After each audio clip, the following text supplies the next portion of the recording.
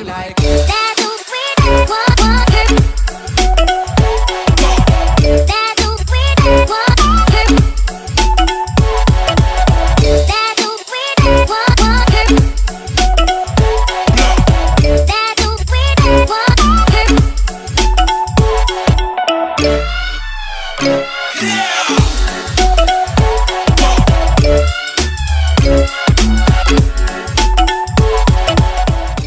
Ya, di sini saya akan menjelaskan tentang karakteristik media realia. Apa sih itu karakteristik media realia? Media realia yaitu alat bantu visual dalam pembelajaran yang berfungsi memberikan pengalaman langsung kepada peserta didik. Dan menurut Sneke, media realia yaitu benda nyata yang dapat dihadirkan di ruang kelas atau keperluan proses pembelajaran. Nah, contohnya yaitu ketika pembelajaran matematika, materi, volume, bangun ruang. Nah, di situ siswa ditugaskan untuk menghitung volume benda yang ada di sekitarnya. Misalnya siswa tersebut akan menghitung volume dari kotak pensilnya. Nah, pastinya siswa tersebut akan mengukur panjang kotak pensil, tinggi kotak pensil, maupun lebar kotak pensil. Nah, dari pembelajaran tersebut maka benda nyatanya yaitu kotak pensil. Selanjutnya yaitu kelemahan dan kelebihan dari media realia. Yang pertama, kelebihan dari media realia yaitu dapat memberikan kesempatan semaksimal mungkin pada siswa untuk mempelajari sesuatu atau melaksanakan tugas-tugas dalam situasi nyata. Yang kedua yaitu kelemahannya yaitu membawa murid ke berbagai tempat di luar sekolah yang terkadang mengandung resiko biaya yang diperlukan untuk mengadakan berbagai objek nyata tidak sedikit. Misalnya yaitu pembelajaran pengamatan, maka siswa tersebut harus melakukan studi wisata. Cukup. Oke, assalamualaikum warahmatullahi wabarakatuh. Saya Antika Wijayanti. Di sini saya akan menjelaskan mengenai media realia. Media realia, menurut Saniki, media realia yaitu benda nyata yang dapat dihadirkan di ruang kelas atau keperluan proses pembelajaran. Benda nyata sebagai media adalah alat penyampaian informasi yang berupa benda atau objek yang sebenarnya atau asli dan tidak mengalami perubahan yang berarti. Jadi media ini berupa benda nyata atau asli, dan media realia ini mampu memberikan arti nyata kepada hal-hal yang sebelumnya hanya digambarkan secara abstrak, yaitu dengan kata-kata atau hanya visual. Jadi yang tadinya mereka berpikir sebenarnya materi ini seperti apa sih? Nah, mereka bisa mempunyai pengertian yang konkret melalui media realia ini.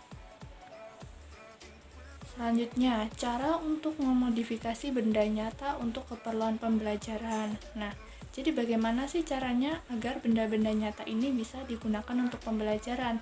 Yang pertama, yaitu dengan cara memotong bagian tertentu dari realia jika berukuran terlalu besar. Nah, dalam memotong realia ini perlu diperhatikan caranya supaya tidak merusak benda tersebut sebagai media yang dapat dipelajari oleh siswa. Yang kedua yaitu dengan cara mengawetkan realia hidup jika benda tersebut berbahaya dan lekas rusak jika digunakan dalam kelas. Misalnya, penggunaan satwa atau tumbuhan sebagai media pembelajaran. Satwa yang berbahaya perlu ditempatkan di tempat-tempat tertentu, seperti di bingkai, di balik kaca, atau diawetkan terlebih dahulu sebelum digunakan sebagai sarana observasi siswa.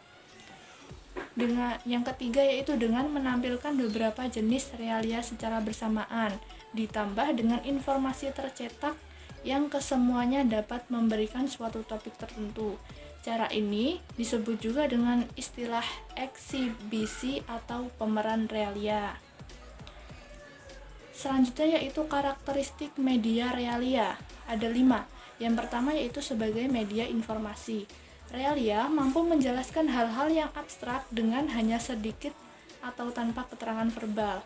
Jadi, untuk menyampaikan hal-hal yang tadinya bersifat abstrak menjadi lebih konkret kepada siswa. Yang kedua, realia akan sangat membantu apabila digunakan dalam suatu proses memperoleh informasi dengan tujuan untuk memperoleh pengetahuan melalui pengalaman sendiri atau sering disebut sebagai tujuan kognitif.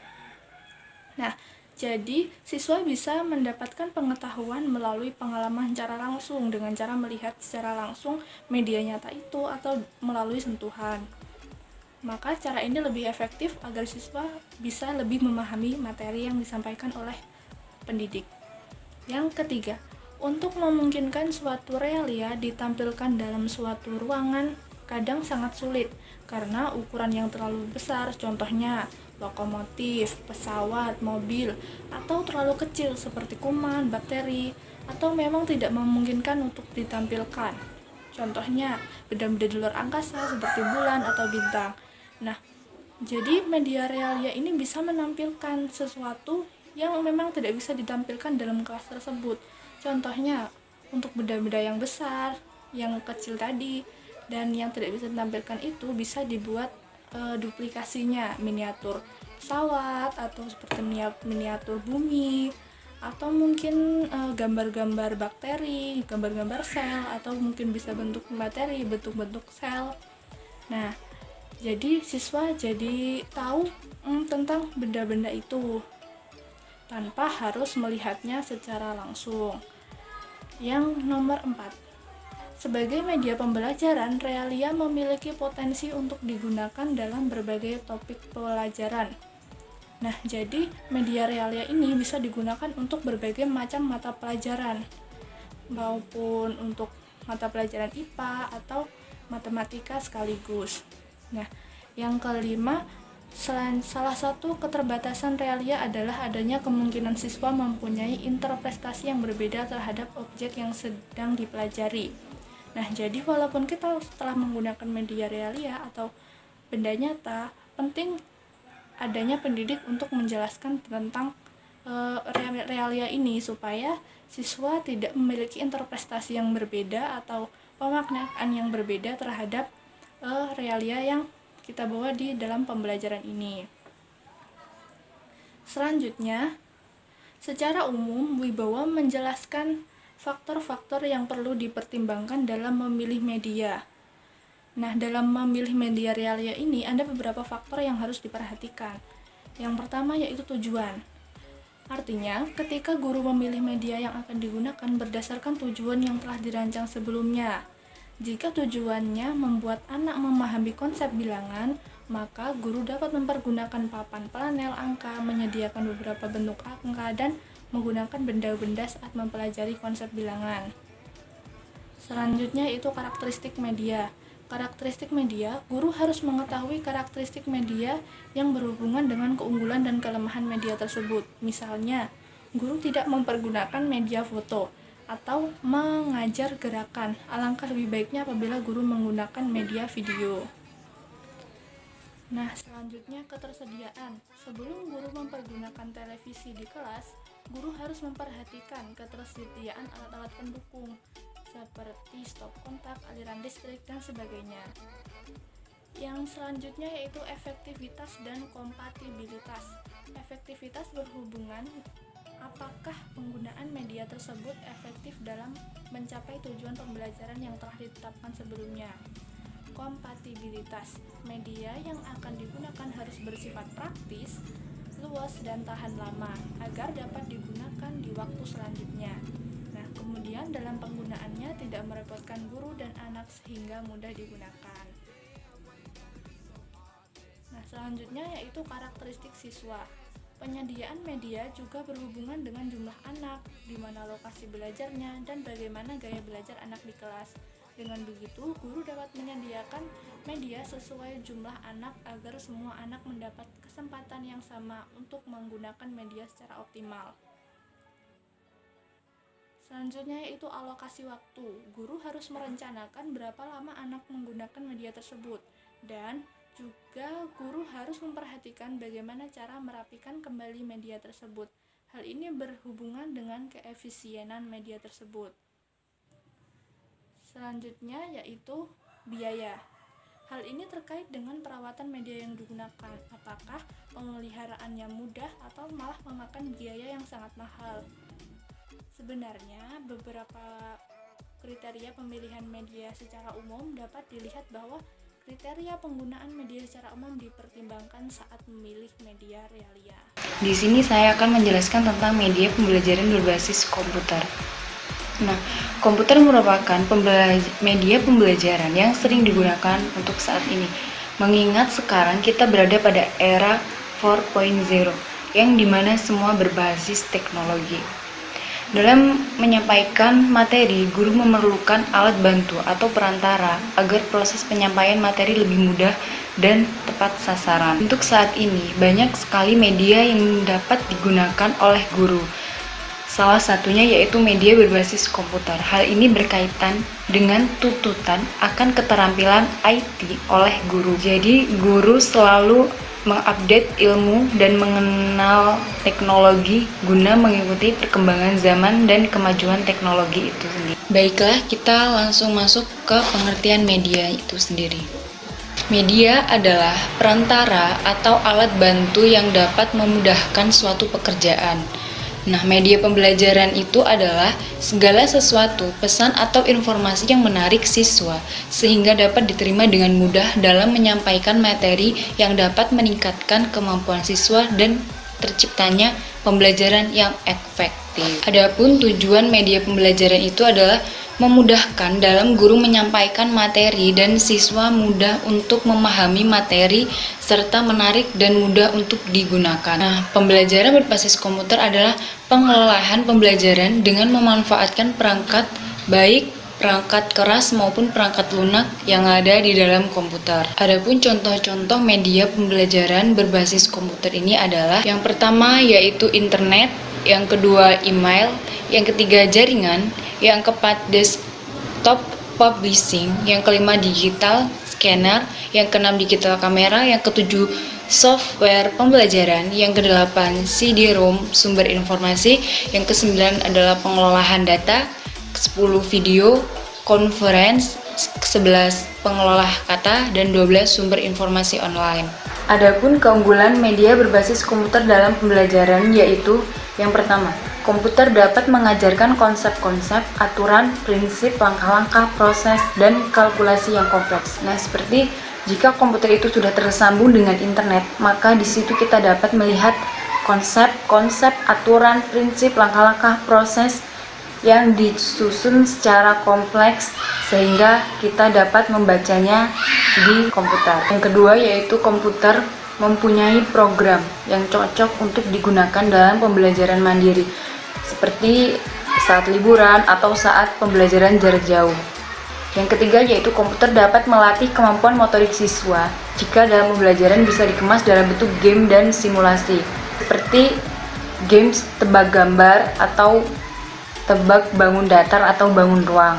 Yang keempat, komputer juga mampu menyediakan pembelajaran berupa video yang isinya dapat mengunggah perasaan dan sikap siswa, seperti video motivasi yang membuat siswa semakin giat untuk belajar. Nah, untuk selanjutnya yaitu manfaat media pembelajaran berbasis komputer.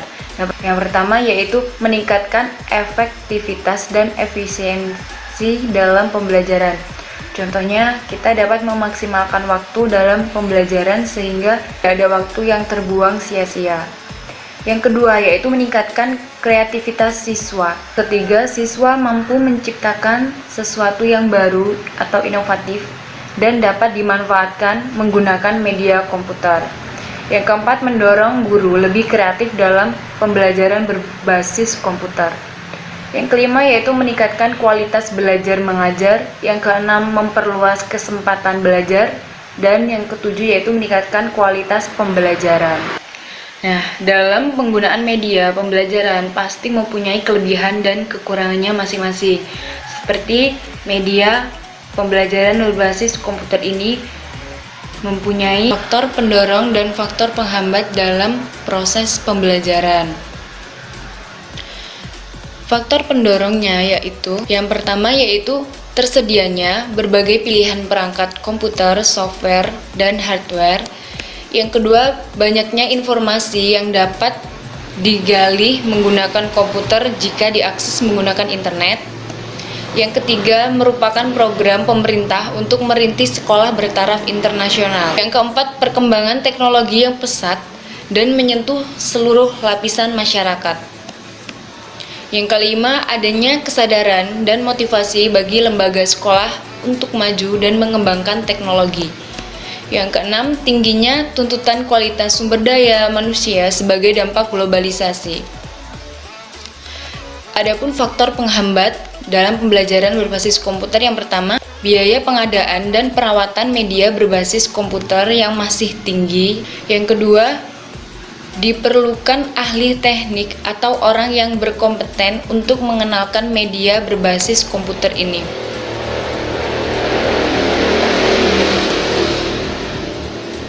Yang ketiga, kualitas sumber daya manusia guru di Indonesia ini masih rendah dan kebanyakan masih gaptek atau gagap teknologi, khususnya dalam pembelajaran media berbasis komputer. Yang keempat yaitu kesulitan dalam menentukan jenis media berbasis komputer karena banyak variasi media dalam pembelajarannya.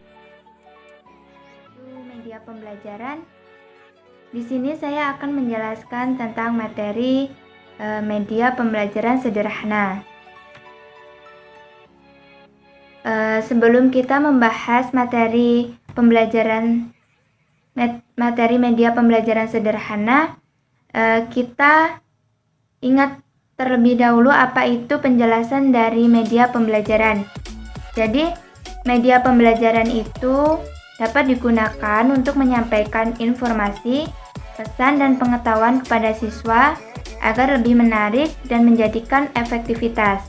Dan media pembelajaran juga mempunyai peran yaitu memperjelas penyajian informasi, pesan pengetahuan, dan mempermudah proses belajar siswa dan dapat meningkatkan hasil belajar siswa. Sehingga dapat menimbulkan rasa semangat siswa juga semakin tinggi. Jadi sesederhana mungkin media pembelajaran dapat dipakai sebagai sarana untuk mencapai tujuan pembelajaran. Jadi tidak perlu mahal, yang penting dapat membantu proses belajar peserta didik. Oleh karena itu, di sini saya akan membahas mengenai media pembelajaran sederhana. Jadi, pengertian media pembelajaran sederhana itu media yang tidak berbasis teknologi dan dapat dibuat sendiri. Jadi teman-teman semua jangan khawatir, media ini dapat kita kreasikan, dapat kita inovasikan sesuai selera kalian sendiri. Dan media pembelajaran sederhana ini tidak memerlukan banyak biaya, sehingga bersifat ekonomis. Media pembelajaran sederhana juga mempunyai unsur-unsur sebagai berikut. Unsur-unsurnya diantara lain ada kesederhanaan, keterpaduan, penekanan, keseimbangan, bentuk, garis, tekstur, dan warna. Media pembelajaran sederhana juga mempunyai macam-macam. Yang pertama, seperti gambar, grafis, bagan, poster, papan tulis, papan statistik, dan lain sebagainya. Jadi teman-teman, sebenarnya macam-macam media pembelajaran sederhana ini sangat banyak sekali. Namun saya hanya menyebutkan beberapa karena memang sangat banyak sekali. Bisa dicirikan media pembelajaran sederhana ini, pokoknya media pembelajaran yang dapat dibuat sendiri, dapat dikreativitaskan sendiri, dan tidak memerlukan biaya yang sangat banyak. Dan pastinya hal itu dapat menarik siswa belajar. Dan di sini juga saya telah memberikan beberapa contoh media pembelajaran sederhana. Teman-teman semua bisa melihat contoh-contoh dari media pembelajaran sederhana. Jadi teman-teman semua, cara pembuatan media pembelajaran sederhana itu sangat praktis dan sangat sederhana, karena kita bisa buat media pembelajaran tersebut dari bahan bekas, lalu kita buat dengan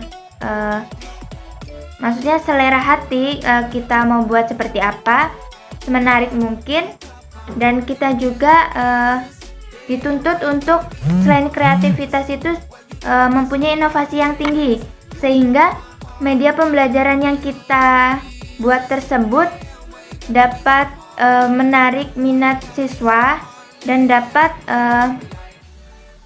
menjadikan siswa itu paham dengan materi yang telah kita sampaikan. Di sini saya telah membuat video pembelajaran sederhana. Bahan-bahannya diantara lain yaitu ada spidol, lalu ada kertas origami, lalu ada kertas karton, gunting, dan lain sebagainya. Perhatikan video media pembelajaran sederhana berikut ya teman-teman. Selamat menyaksikan. Jadi yang pertama, untuk membuat media pembelajaran sederhana, bisa kita siapkan kertas origami. Kita tuliskan variabel X. Di sini kita tuliskan angka 1 juga, karena di sini kita akan membahas tentang soal persamaan linear satu variabel, di mana soal tersebut yaitu 2x plus 3 sama dengan x plus 4. Jadi 2x, kita ambil x yang berbentuk segitiga ini 2 ya, lalu kita tempelkan, sudah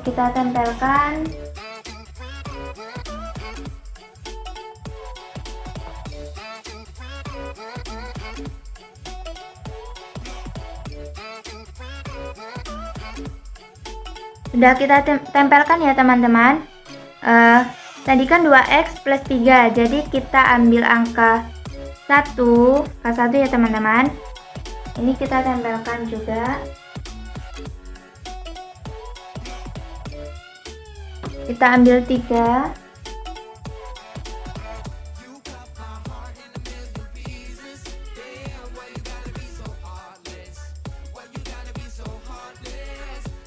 Tadi kan sama dengan x plus 4. Kita ambil x lagi di ruas kanan ya.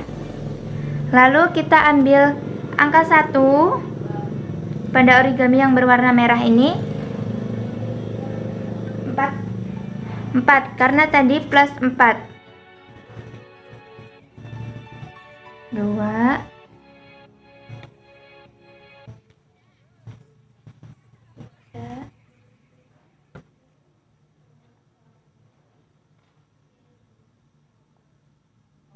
Nah, jadi 2x plus 3 sama dengan x plus 4. Sudah ya teman-teman. Bagaimana cara kita untuk mengoperasikan? Jadi yang pertama, kita ambil x sebelah kiri dan sebelah kanan, karena di sini x-nya sama, sebelah kanan sama belah kiri sama-sama ada. Jadi kita ambil ya teman-teman. Nih, kita ambil, kita buang. Lalu karena di sini ada x, ruas kiri dan ruas kanan tidak ada, maka x tidak jadi kita ambil. Sekarang kita ambil angka 1, karena di ruas kiri dan ruas kanan itu sama-sama ada. Kita ambil sama, kita buang. Kita ambil lagi, karena ruas kiri dan ruas kanan itu masih mempunyai angka yang sama. Kita ambil lagi. Kita ambil ya teman-teman. Lalu kita buang. Ini kita ambil lagi. Ini kita ambil juga. Ini kita buang lagi. Ini tinggal di ruas kiri tinggal x dan di ruas kanan tinggal 1. Kita gandengkan. Jadi Jadi sudah ketemu ya teman-teman bahwa hasilnya 2x plus 3 sama dengan x plus 4 itu hasilnya yaitu x sama dengan 1. Jadi setelah kita simak video tadi, manfaat media pembelajaran sederhana itu dapat menarik minat siswa dan dapat menambah motivasi siswa agar tetap terus belajar dan dapat mempermudah siswa untuk memahami materi. Baiklah, pembahasan yang selanjutnya yaitu mengenai media grafis. Jadi apa sih itu media grafis? Nah, media grafis adalah media visual yang menyajikan fakta, ide atau gagasan melalui penyajian kata-kata, kalimat, angka-angka, dan simbol atau gambar. Nah, yang selanjutnya yaitu tentang fungsi dari media grafis. Jadi apa sih itu fungsi media grafis? Nah, jadi media grafis biasanya digunakan untuk menarik perhatian, menjelaskan sajian ide, dan mengilustrasikan fakta-fakta sehingga menarik dan diingat orang. Nah, setelah itu yaitu kemudian karakteristik media grafis. Nah, jadi karakteristik media grafis dapat dilihat menurut kemampuan membangkitkan rangsangan indera penglihatan, pendengaran, perabaan, pengacauan, dan maupun penciuman atau kesesuaiannya dengan tingkatan hierarki belajar. Nah, setelah kita mengetahui tentang apa itu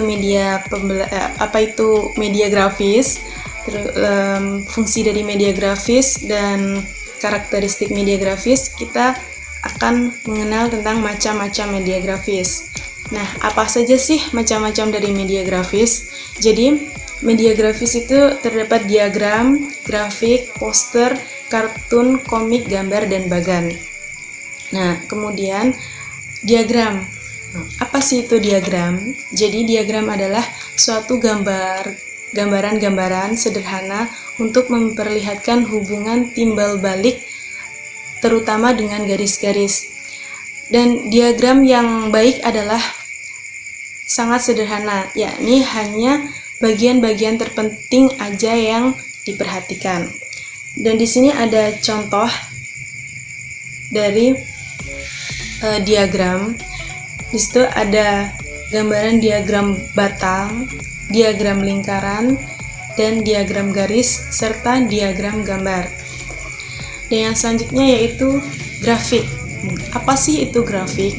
Nah, grafik adalah suatu grafis yang menggunakan titik-titik atau garis untuk menyampaikan informasi statistik yang saling berhubungan. Nah, di sini ada contohnya grafik. Di sini ada grafik bergambar, grafik lingkaran, grafik garis, dan grafik batang. Dan yang selanjutnya yaitu poster. Apa sih itu poster? Jadi poster merupakan kombinasi visualisasi yang kuat dengan warna dan pesan dengan maksud untuk menangkap perhatian orang lewat tetapi cukup lama menanamkan gagasan yang berarti di dalam ingatannya. Nah, di sini ada contoh poster dari geometri. Dan yang selanjutnya yaitu kartun. Jadi, apa sih itu kartun? Nah, kartun adalah menggambarkan dalam bentuk lukisan atau karikatur tentang orang, gagasan atau situasi yang didesain untuk mempengaruhi opini masyarakat. Nah, dan di sini ada contoh dari